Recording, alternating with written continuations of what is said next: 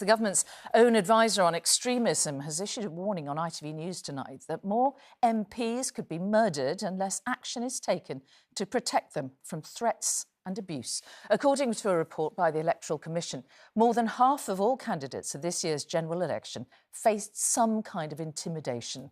And many said they avoided some campaign activities because of their fear of abuse. One Labour MP told us that while she had received threats before, what happened at this election had been, as she put it, on another level. Here's our political correspondent, Shihab Khan. It is an ugly side of our politics and one that has sadly become far too common. Excuse me. Baby killer. Thank you. This election has been the worst election I have ever stood in. From death threats, abuse and intimidation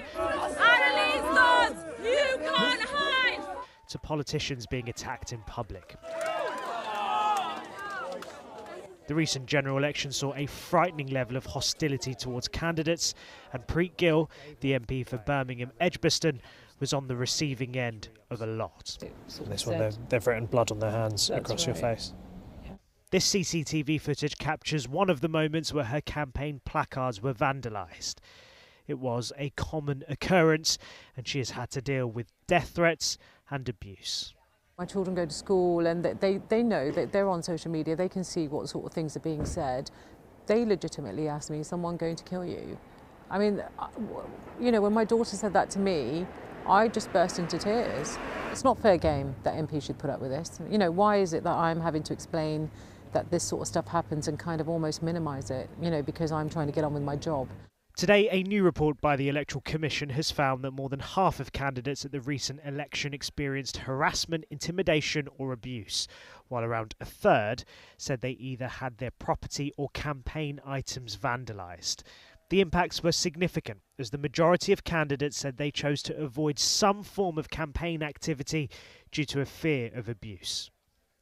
It's mostly directed at women and ethnic minorities. So women were twice as likely as men to encounter really bad abuse and intimidation. Ethnic minority candidates 3 times as likely. The worry we've got about this, first of all, it inhibits what candidates are doing with voters, explaining, having that robust debate. That's really important. It's also putting off some candidates from standing. ITV News understands at least 4 major political parties wrote to the Electoral Commission concerned about the police response to incidents throughout the campaign.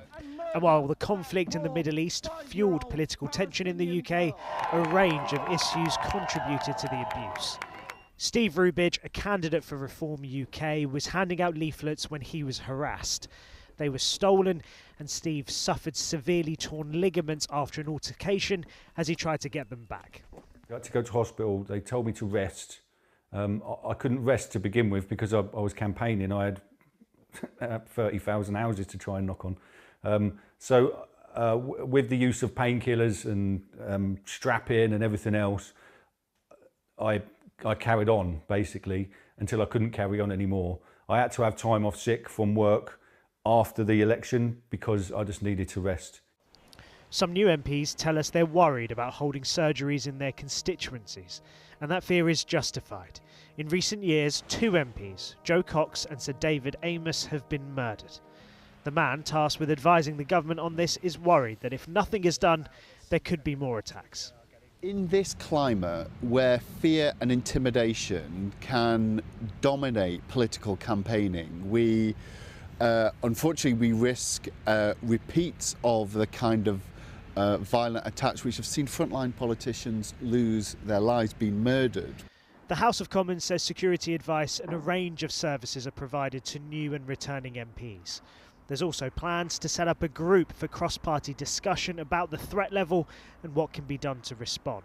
But for now, it is clear there is an unsavoury, toxic and frankly unsafe atmosphere in parts of our politics. Shihab Khan, ITV News.